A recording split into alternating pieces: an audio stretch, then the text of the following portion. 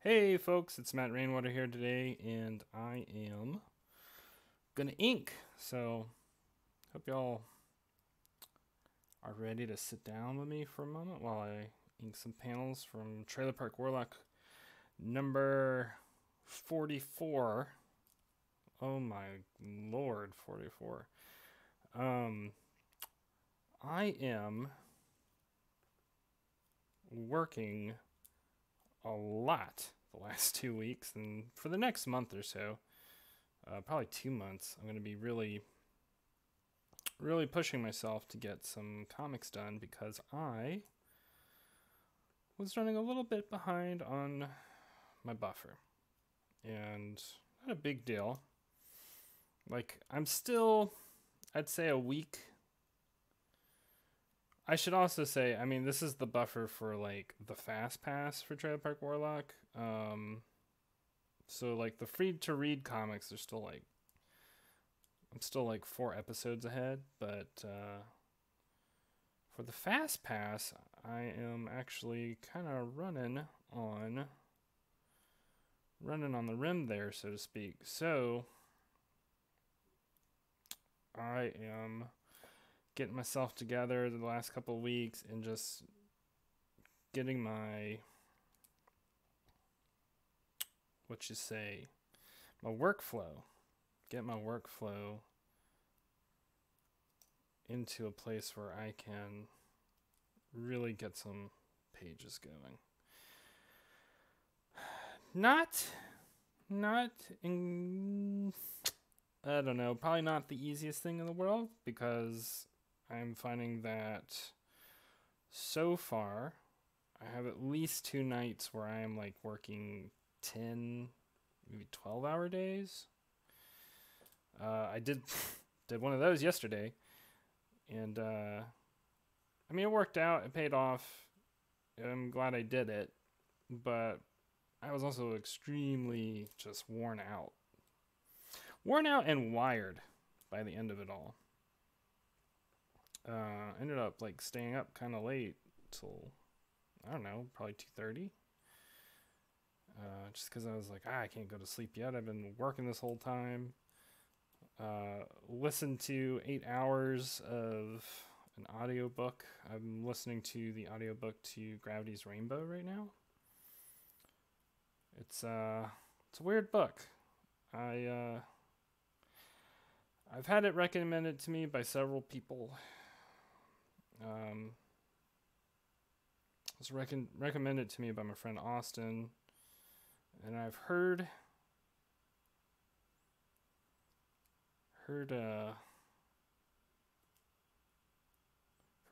several writers, authors, interesting lecturers talk about it. Talk about Gravity's Rainbow. So felt like I needed to check it out. So that's what I'm doing. But like I said, it's an odd book. Not the least. There's a lot of things odd about it, but by odd, I think I also mean difficult. It is a difficult audiobook. I don't know, maybe it's easier to read, is kind of what I was wondering. But I was reading a Wikipedia on it last night, and apparently there's like 400 named characters in the book, which to me seems like an obstacle to getting into it, you know? Like, I like it. I like Gravity's Rainbow. It's interesting. I enjoy that it is a story that tries to defy genre. I'm really into stuff like that. Tries to defy sort of what we would consider literary or not literary. It's definitely a boundary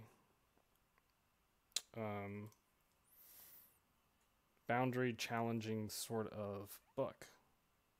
That's all the stuff I like about it. All the stuff I'm having a difficult time with is it is in general a little bit hard to follow because not only are there like 400 named characters, although I mean, I've probably come across 30 so far. because I've only been in the first part of the book, and I don't know, there's probably about 20 to 30 characters, which is still a lot. That's still a lot of characters for like the first 200 to 300 pages of a book. I mean, I guess in comparison, I've read all. I'm getting near to done with Alan Moore's Jerusalem, and the entire book is like 1,000 pages, and there are maybe 30 characters in the entirety of that book. Like, it has also a very big cast of characters, but it's small enough that I can mostly remember everybody. This, on the other hand, it's like, not only are there like so many different characters, but the whole thing is delivered in a stream of consciousness type narration. Sometimes the narrator changes voices. Like, sometimes it's delivered as a screenplay. Sometimes it's delivered from third person. Sometimes it's delivered from second person. Haven't been any bits well, there might have been some bits delivered in first person. I just can't remember. I don't think there have been. So that in itself can be extremely disorienting, because the narrator will change voices pretty immediately. Like, there's not like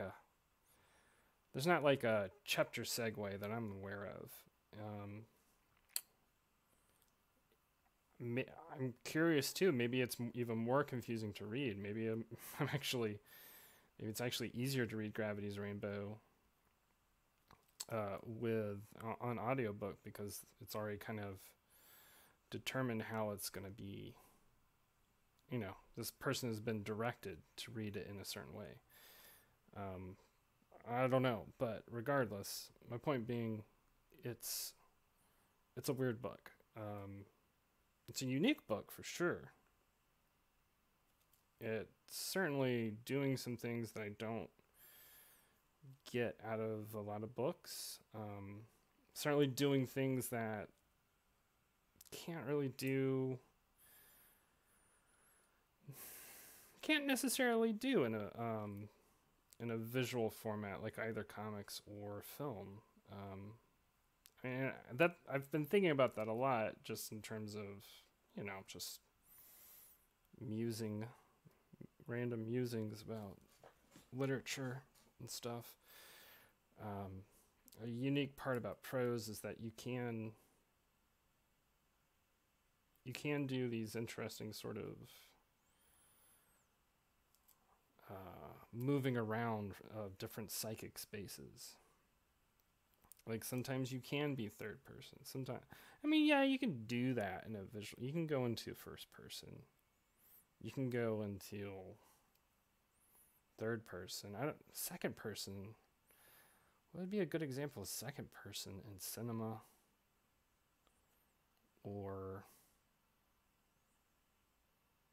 comics? You know, I think it's an interesting point. Or it's an interesting thought that I'm having. I don't know if I'm actually making a point yet, but the thought that I'm having is like, well, maybe that's something that is only really available in either prose, or apparently it's possible in video games.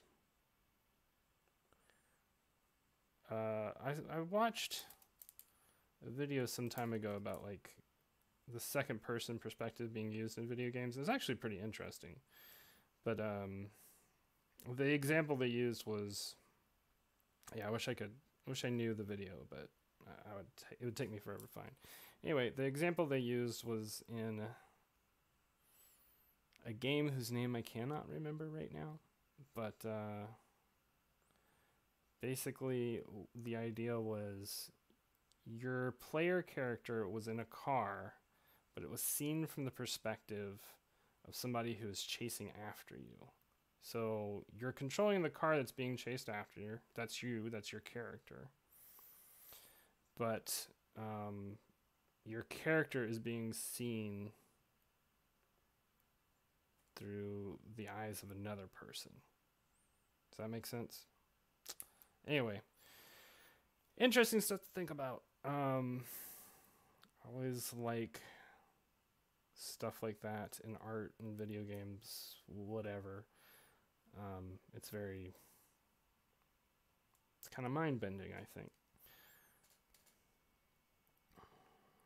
So yeah, I was talking about last night, and so I was listening to Gravity's Rainbow, and I listened to the first part basically of the audiobook, which was 8 hours. And by the time I was over that, I was like, oh god, I need a palate cleanser or something. So I read a chapter from Alan Moore's Jerusalem, and honestly, I thought that was the more enjoyable read, or the more enjoyable story out of the two that I was partaking of yesterday. And largely because Alan Moore as a writer is just like, yeah, I know. One day I'll talk about somebody other than Alan Moore. Anyway, Alan Moore as a writer is just like, he's a professional. I don't know how else to put it. He's just, the way he delivers information, the way he just, I think because he's written in comics, it's kind of, some of it's translated over into his prose in that it's punchy, it gets to the point. He has a definitive, he's getting from A to B. He doesn't meander too much. And not that there aren't parts of Jerusalem that don't meander. There definitely are. But even when he's meandering, there's something of a point. And I'm going back thinking about it, and it's like, Gravity's Rainbow doesn't meander, which isn't a bad thing. It's just that it's so all over the place that it's so for me it feels impossible to like follow everything that's happening. Now granted, maybe that's the point, but also I think ultimately I'm just gonna have to listen to that audiobook again when I'm done. I mean, I'm not even done yet. I've only gotten through the first part of the story.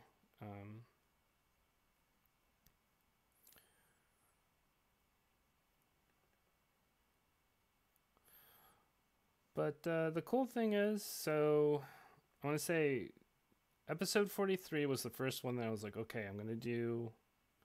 That was the episode I made before this one. I'm going to do this where I'm going to make an episode. I think I was shooting for 5 days on that one. I think I ended up making the episode in 7 days. And that was because I went to New Orleans to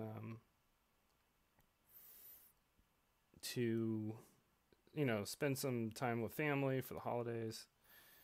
And then so episode 44, so far I am on track for doing this in 6 days. And episode 45, I want to attempt making it in 5 days. We'll see. I think 5 days is as hard as I'm probably willing to push it. But I also, this is the thing. If I do 5 days, I'm going to need to have a break day. So it's like I'm working 6 days. And so I'm wondering, is it better to work a hard 5 days and then have like a full-on break day, or to work 6 days and take it a little easier on myself? I don't know. I'm not sure yet. I mean, my goal is I'm working to regain some buffer, and if I can maintain this 5 to 6 day turnaround, I'll be there at the end of the month.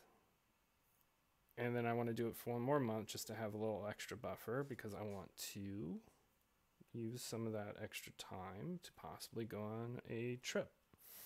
Also, I need to go to the DMV and do a bunch of other things, so kind of orchestrating it in a way where I can have some more space in my schedule in the near future because, you know, life, right? Life exists and we have to do life things.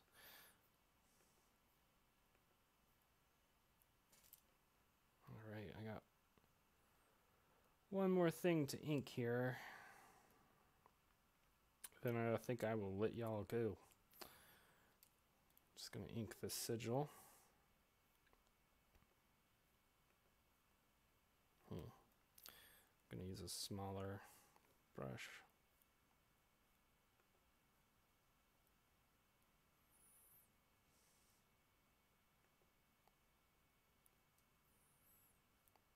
Okay.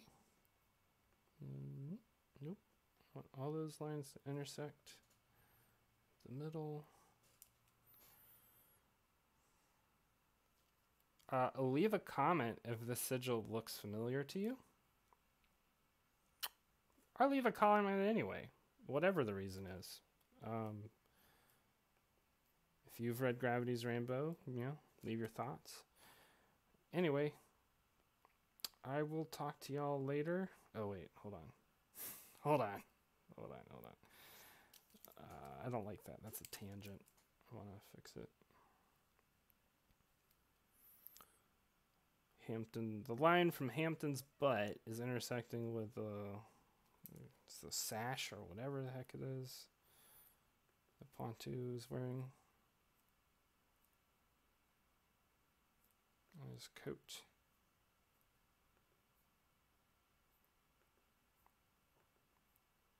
Should be better. Kind of fussing over that line.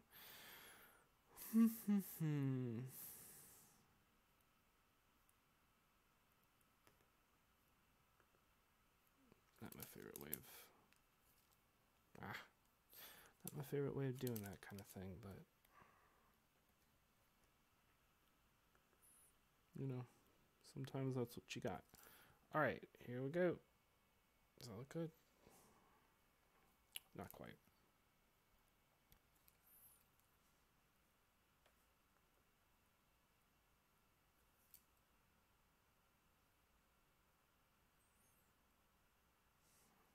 I know, I'm being very